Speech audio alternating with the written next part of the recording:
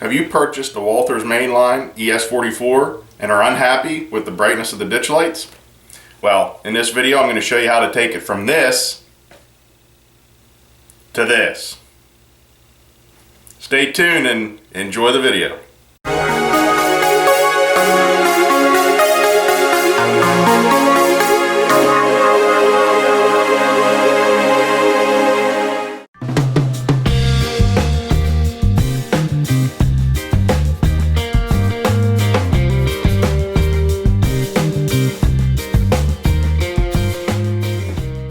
The first step in changing out the Ditchlight LEDs in this Walthers Mainline ES44 is to remove the shell. So let's get started with that. Place it upside down in your foam cradle, and we need to remove 4 screws. We need to remove both coupler pockets, and there's this hidden screw on either side of the fuel tank. So let's get started.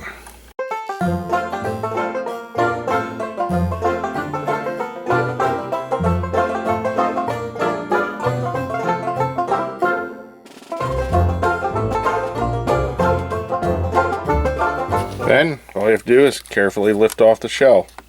It might be a little tight up here around the cab area. That's because they have some tape there underneath, and it's kind of makes it a little snug fit. As we take a closer look at this locomotive, you'll understand why the ditch lights are not as bright as the headlight. Right here is the headlight, and it is a direct shot right through the lens. Here are the LEDs for the ditch lights. They actually fit through a light piping to come up into the ditch light housings. And it basically takes 2 90-degree bends also. And with all that extra light piping, it's not a direct shot of the LED, so it's not as bright, and it does not match at all. In fact, in pictures and video, they actually look brighter than they really do in person. And if you have one of these, you'll know what I mean. To get the ditch light housings off is a rather crude method. Basically, you just want to wiggle them gently and they will come loose. They are glued on with sort of a CA type glue, so they will feel like they're breaking off, which I guess they kind of are. And then the light piping, you'll see it's just like plastic fiber optic. It will be sticking up into the housing, so you'll have to remove the light piping. Alright, let's take a closer look at the ditch lights here, and I'll explain to you what's going on. Of course, you can see where I have the housings removed. Here are the ditch light housings. The one on the right, I have the lens removed, as you can see, stuck on the tape right there. That goes straight into the ditch light housing, like that one. And there is the 90-degree light piping. And it comes through the inside of the locomotive, takes a 90-degree turn and goes straight up into the ditch light housing that's mounted here. And then the lens piece goes back and kind of touches it in a not so great way, and I think that's why they're dim. If that light piping was a straight shot without the 90-degree bend, and the end of it would be facing straight out on the housing of the ditch light, then it would be alright, because if you know how like fiber optic works, the light goes in one end of the tube or the end of it and comes out the other end. It's not going to come out the side of it, and that's where you're running into these issues with the way the ditch lights are made on this. And you know, it's just not picking up the light coming off the side of it. Just the lens is kind of, excuse my language, half-assed touching this on the side or whatnot, and it's just not working. So that's why we'll be replacing these and putting little surface mount LEDs right in the housing. As we take a look inside the shell, you'll see the little holes there where the light piping was fed into the inside of the shell. After you take the ditch light housing off, you can use some tweezers and you work your way pulling that little light piping up out of, I pulled it up out of there. Alright guys, after you have the ditch light housings removed, you also need to pop out the lens. It should just come right up out. Sometimes you can go from the end, yeah, there we go. From the bottom of the housing, push it up, grab it with your tweezers, and pull it out. And stick it on some tape or something like this so you don't lose it. I'm also holding the Ditchlight housing down with tape also. And we have our little surface mount LED we're going to glue up inside of here.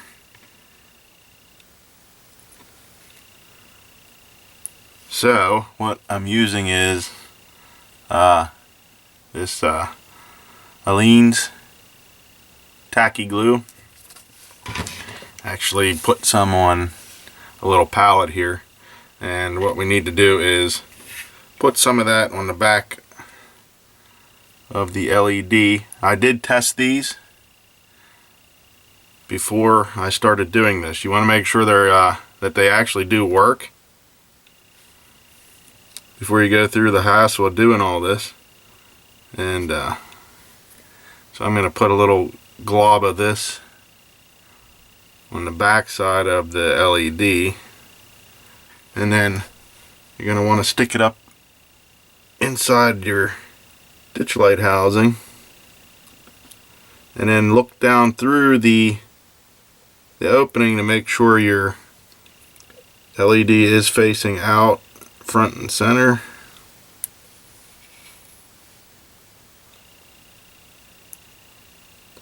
And if you have to, use your tweezers or something to push it down and adjust it.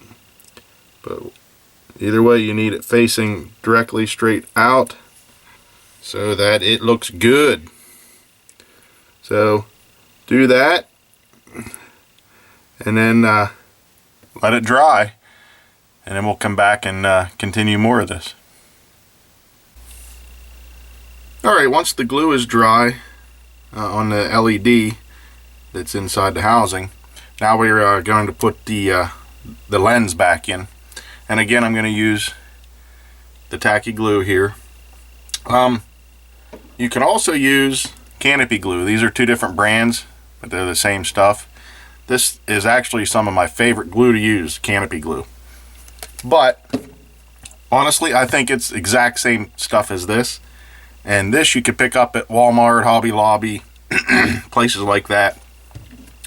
This is more of a hobby store type item, so it'll be a little bit more difficult to find unless you buy it online. So I'm going to zoom in, and so you can see a little bit more what I'm going to do.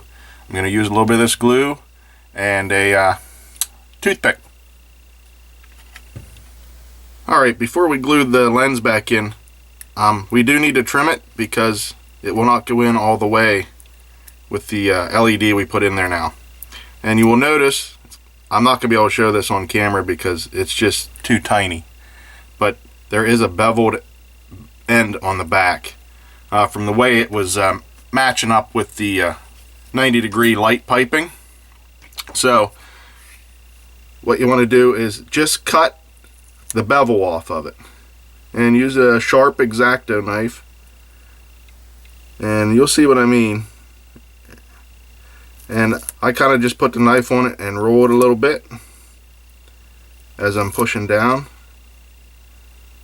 and we'll cut that bevel off.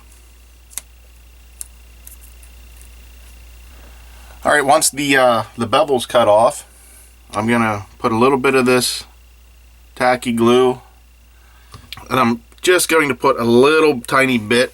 If you get a little bit too much on there, wipe it off. I'm just going to put a little tiny bit on the inside edge of the housing, and then drop your housing in,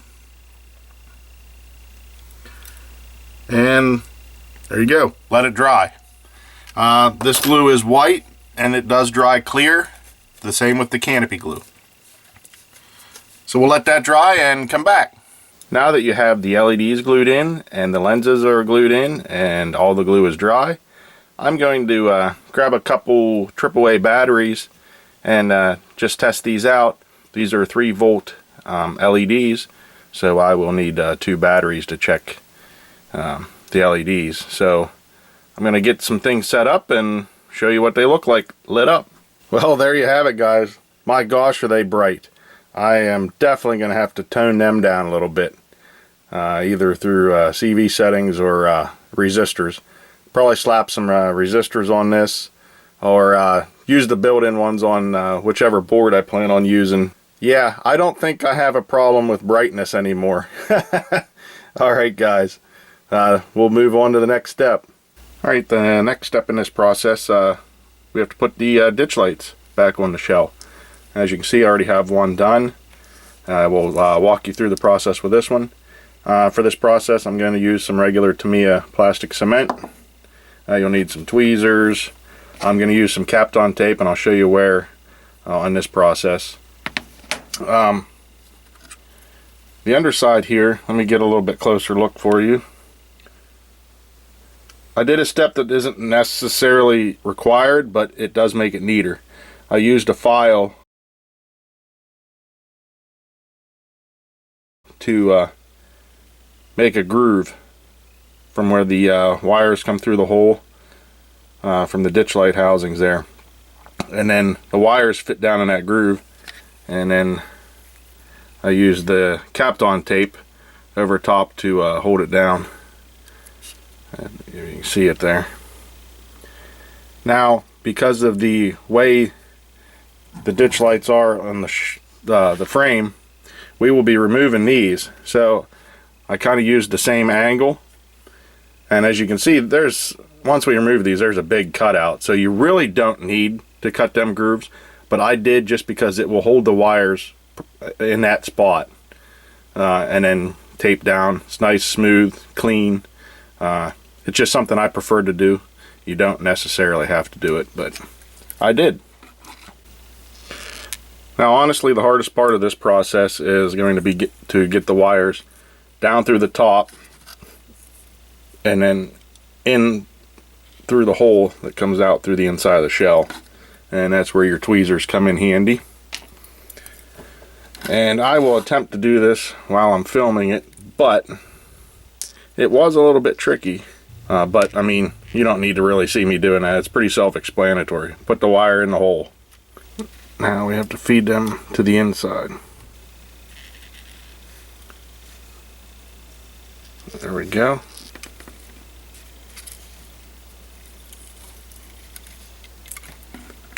Now that the wires are fed through, now we just have to glue the ditch light housing on. What I'm going to do is I'm going to just put a drop of this on this piece of cardboard, and then I'm going to use a toothpick because I just want to put a little tiny bit on a piece of the ditch light that fits back down into the front of the walkway there. You don't need a lot.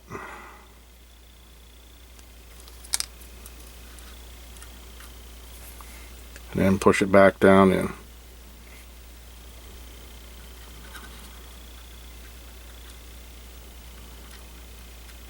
And then we'll let the glue dry. Now, when that ditch light housing is dry, then flip it over, and now the tricky part is, for me anyways, is to get these wires to lay down in that channel that I used a file to make. So we need to get that down in the groove and then put a piece of tape on it. Cut a little strip of tape.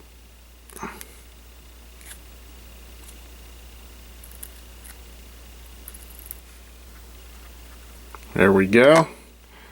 Now I'll take a toothpick here, or I mean a cotton swab. Kind of push the tape down. Okay, now that we have the ditch lights all glued on and the wires run to the inside, nice and neat, I will explain to you the next step that we're going to do with this. Hopefully be able to get all of it on video. For one thing, we need to remove these two LEDs for the ditch lights that are on here from the factory. So we'll have to remove this tape, cut the LEDs off of the wires. They do have them wired separately, so that's a pretty cool feature. Not that this model really needs it, because you're not going to have alternating ditch lights, but you will see a blue wire going to each LED. That is your positive common, which the red wires from your LEDs will go to, and your black wires from your LEDs will go to the other wire that's going to each ditch light. One's yellow and it looks like the other one's black. So I'm going to cut these off, and I'm going to leave enough wire for now, because I don't know how much I want to have. I want to leave enough wire that when we take the shell off, or you take your shell off, you have enough wire that you can kind of move your shell out of the way if you need to work on your locomotive. One other thing I think I'm going to do is use some small pieces of heat shrink I have. I'm going to just glue the heat shrink to the underside of the cab inside the shell here, and then I'm going to run these wires through there. That way it just keeps them up and out of the way of any moving parts on the locomotive. Alright, I have some small pieces of shrink tubing. I'm going to glue them in with tacky glue. What I'm going to do is I'm going to slide these on the wires, and what that'll do is that'll push the wires down a little bit against the front of the cab, bring it, and then they'll come across inside the heat shrink. I'm not going to heat them. I'm just using them for tubes to keep the wires up out of the way of the moving mechanisms inside the locomotive. So, need to take the wires for each ditch light here, or one of them, and going to fish it inside this heat shrink tubing. And then just run it down. Do the same for the other one. Then I'm going to take some tacky glue on a micro brush, and we're going to put some glue on the heat shrink and secure it to the underside of the cab here.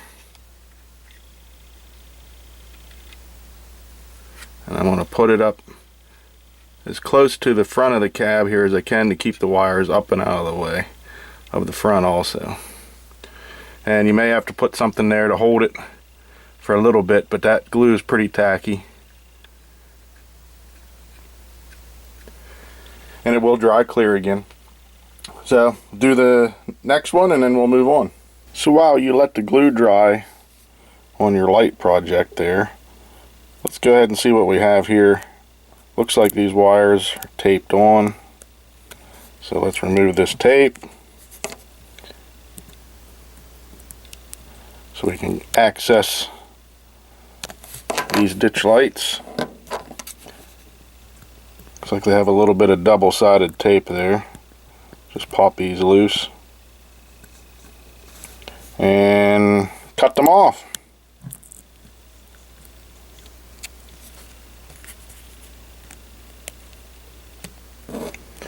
So, just going to nip them off. And again, the blue wire will be your common.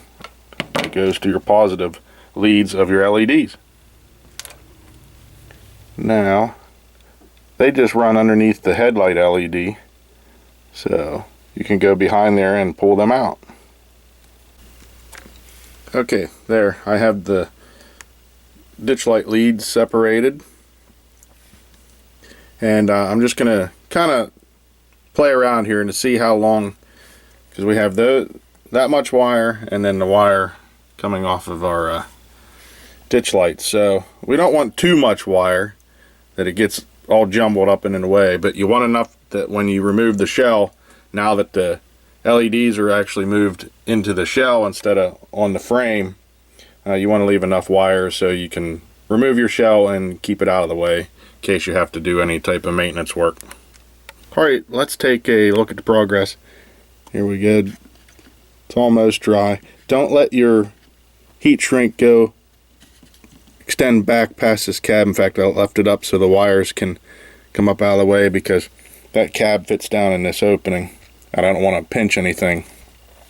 Also, this is pretty much how short I made these wires. Gonna test them out. I have them pre-tinned with solder here, And I did kind of twist all these wires together, put a little bit of heat shrink there to just keep them together nice and neat. I did paint the one side with silver tip, or paint the wire silver on the ends for the one side that match up with the silver that I painted these wires, just so I didn't get them confused. And now all we have to do is solder these up, and I'm gonna slip some more heat shrink on first so we can cover up the solder joints then at the end. I will try to video it, but this might be a little bit difficult, and this really is not a how to solder type video. So if I can't video it, hopefully you know how to solder wires together, and that's pretty much all we have to do. Alright, I already have these wires pre-tinned. I'm going to try to show you me soldering one of them. A little bit hard to do while I'm trying to videotape this.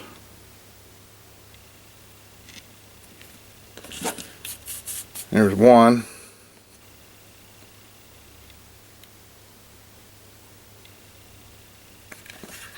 There's two. And now I'm just going to clean it up with all that heat shrink that I put on there ahead of time. So we'll be able to cover up all those joints. Alright, now moving some of my heat shrink over the joints. I got out my other soldering iron that's a little bit more heavy duty.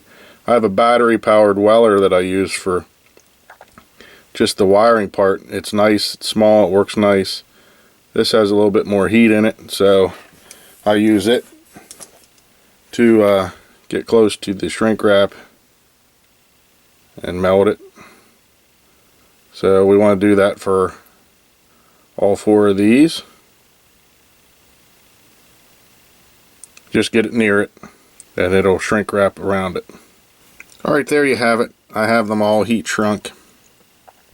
And what I'm going to actually do is, probably since we have a little bit excess wire, I'm going to just tape them back here a little bit, like the ones there are already done. And that should keep it up and out of the way, and we have enough to take the shell off. So I'm going to tape that. I'll show it to you after I tape it, and then we'll put the shell on and see how it works out. Alright guys, there you go. I have them taped back a little bit more with Kapton tape. There's the finished product. A little bit of heat shrink there that we put on, of course, earlier to hold all these wires together. We have them run in. That's what the inside looks like. And this heat shrink keeps heat shrink keeps everything. This heat shrink keeps everything up out of the way.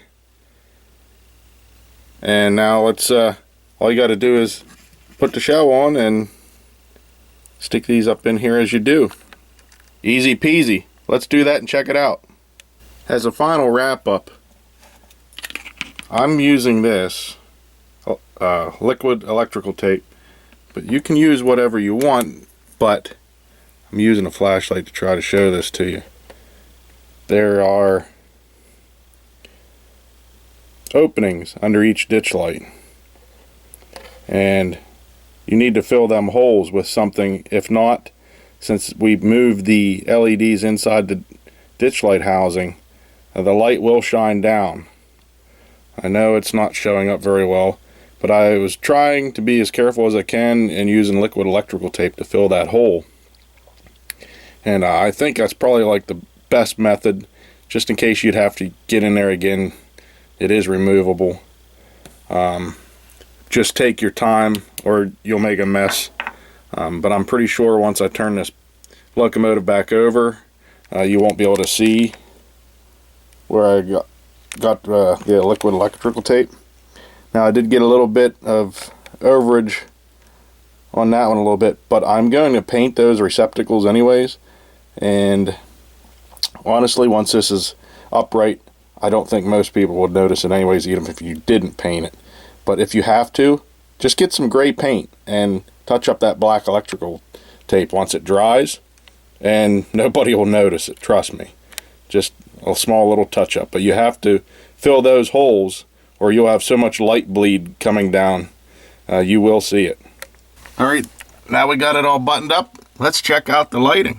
All right, let's start out by turning on the headlight. And you notice we did not change that headlight at all, so that's the same. Let's turn on the ditch lights. Wow, now look at that. That is much better than the barely noticeable setup that Walthers had on this from the factory. So there you have it, guys. Man, that can't be beat. Turned out great. And another thing to take note, remember I said about the black electrical tape we just put on there. And when it's upright like that, I did not paint anything yet under it. And you can't see it at all. So as long as you take your time, don't make a mess. That worked out great. No light bleed. Well, there you have it. You have successfully upgraded and improved the ditch lights on your Walthers Mainline locomotive. I hope you found this video helpful. I appreciate you watching, and I'll see you next time.